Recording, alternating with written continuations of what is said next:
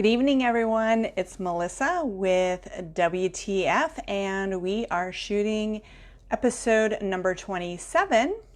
And WTF is AKA Wednesday Thought Forum. Today's topic is 7 tips to making big life changes. So if you're joining us, send me a wave so I can see you, and I'll acknowledge you when I see that. Otherwise, send lots of hearts and likes and things like that. So it keeps me engaged. Hopefully it keeps you engaged. So again, 7 tips to big life changes. So I've been reading a lot on Facebook, other social media platforms and things of that nature. And it seems like a lot of people right now, they've either lost their jobs or are changing jobs. Some people are just quitting their jobs and looking for something new. So I'm reading a lot of this, and it's interesting because these are big life changes for some of these people. And I see Lori's watching us. Hi, Lori. Thanks for stopping by and waving. We are talking today about 7 tips of big life changes. And so again, a lot of these people are leaving their jobs, and I think a lot of these people are actually figuring out what life is about, and they're wanting to change their lives. So this is a big life change for them to change jobs or quit their jobs and find something they enjoy doing.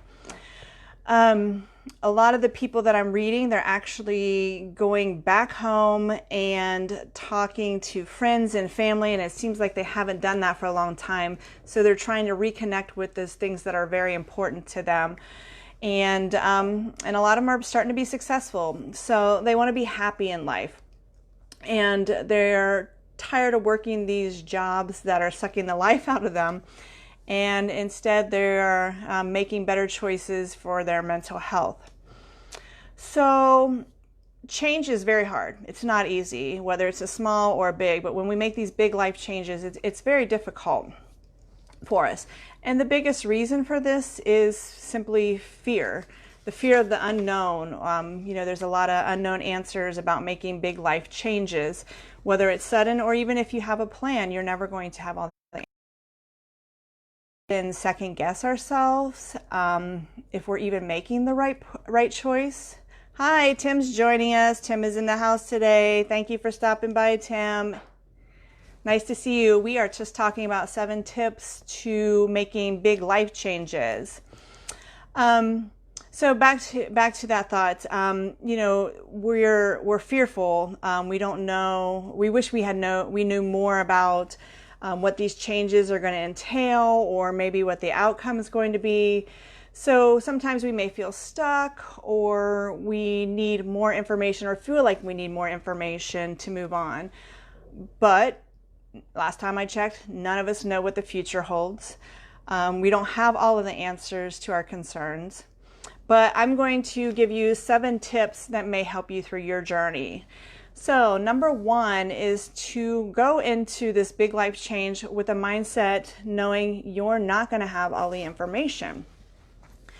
Many times we postpone some of these big decisions that we want to make because we don't have all the information. So of course you can do more research and ask people about it, things like that, but there's always going to be some uncertainty with it.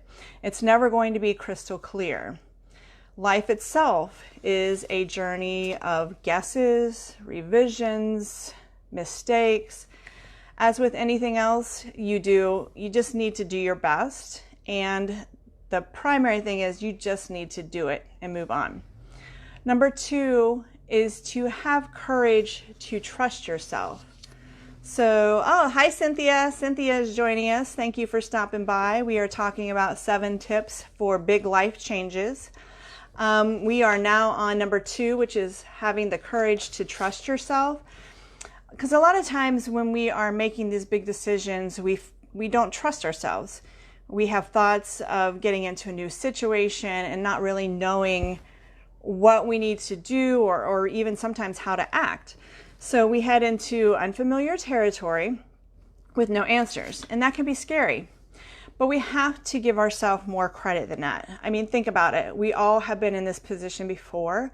It may have been years ago, but we've all had to make life decisions, big life decisions before this one. We all started off with our very first job. We all started off with falling in love with someone or even breaking up. So there's just all kinds of new jobs, new relationships, etc. And guess what? We have all gotten through it. So go with your gut feeling on these and trust yourself. Have the courage to trust yourself no matter what happens. You'll end up figuring out what you need to do in the end. Number 3 is, what's the worst thing that can actually happen? And this is a good question, because when I was in therapy, this was one of the questions that my therapist always threw at me. And he would always ask me, so what's the worst thing that can happen in this scenario? And it was interesting because when we walked through it, it was interesting to me. And here's why. Because the worst thing that could happen in these situations that I was having, and you can apply this to anything, but the worst thing that could happen is usually not going to happen. It's unlikely. Now, don't get me wrong. It can happen, but in all likelihood, the worst thing is not going to happen. But here's the thing. If it does, you have already thought about it and you already have a plan. So it's not going to take you by surprise, because again, remember that fear of the unknown. So if you think these scenarios out and what the worst thing could happen would be, you have a plan for it. If it's not the worst thing, then you're that much further ahead and that much better with the situation. But most of your fears are actually created in your own head. And again, it all goes back to the fear of the unknown. Once you realize the worst isn't so bad, then you're ready to crush it. One thing that I would do is I would write down all of my thoughts of that I was afraid of for that particular situation. And then, it could be failing, or maybe looking foolish, maybe not having enough money, or being unhappy in the end. But whatever it was, I took the list and then I prepared a plan to overcome each one of them. So then I was prepared and I didn't worry about it as much because I already had a plan. So number 4 is, it's just as much about the process as it is about the results. Now this one was, when I was researching this, I really thought about this, and when I talked about it with my therapist, this was an eye-opener for me, because it's so true that when we make big life choices and things like that, we're always so focused on the end result and not so much about the process. And when you focus on the end result, you may not always be successful. So then you may be blindsided with a failure or something. And we worry about failing. So last time I checked, we're all human. We can all change the process at any time. It's not written in stone. If we fail, then we learn and we move on. Everyone fails unless you just quit. So with this in mind, we just need to set our goals and keep in mind, you can alter the plan as you go. And while you're doing it, enjoy the process. Another thing that I would do is I would almost, not that I plan to fail, but I would almost even anticipate that I could fail. So then when that happened, then I wasn't as disappointed in myself. And I just ran with it. Number 5 is going to be continue to pursue opportunity. So when we are making our big decisions, we may get worried too much, and then we get blocked or we get stuck and we feel like there's no way out. But there is a way to change that mindset. And think of it this way. New choices that you make are rarely limit your options. So actually, new pursuits open up new opportunities or give you new opportunity. That gives you new chances, new choices, options, new beginnings. Number 6 are efforts matter, so use them.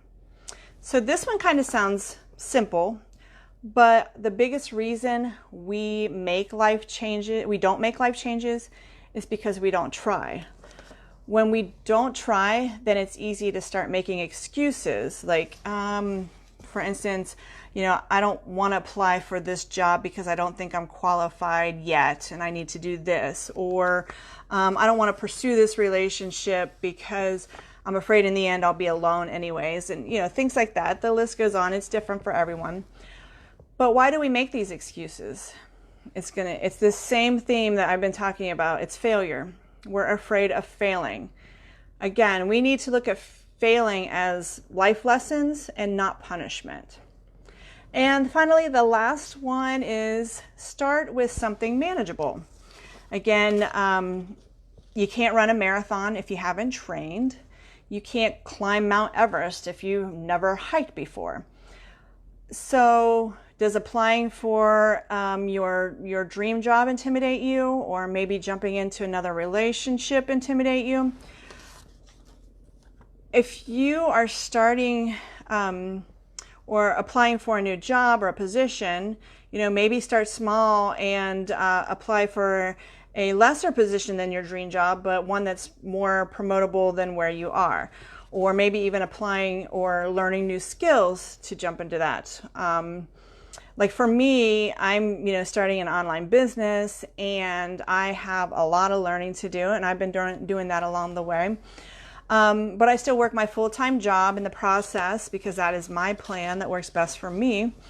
But I'm still learning, and I'm just taking little bits of it at a time. Now, I know other people or entrepreneurs that have totally just quit their job and then started their internet business and started moving that way. And, that's okay too. It's whatever works for you, and that's fine. But you keep in the back of your mind, you don't need to change the world today. You just need to make small life changes in your own world.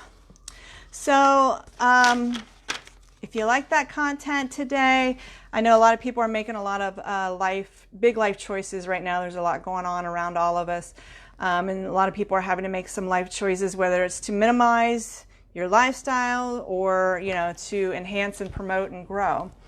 But if you like this material, again, you can find me on my blog at www.thinkmefirst.com. We have our Facebook group here. Feel free to invite anyone that you think would benefit from this information. And then I also have Pinterest. I'm on Pinterest.com/Missy Think Me First. And then you can find me on YouTube as well. And you just Google YouTube and type in Melissa Shim, and that'll bring you to all the WTF videos. And then again, if you like this information, you want extra, I do send out an email once a week, and you can get some extra tips, tricks, and hacks there. And you can find that on my blog as well at thethinkmefirst.com. I want to thank everyone for joining us tonight. I appreciate it. I appreciate the engagement. And everyone, take care, and remember, think me first. Have a good evening, everyone.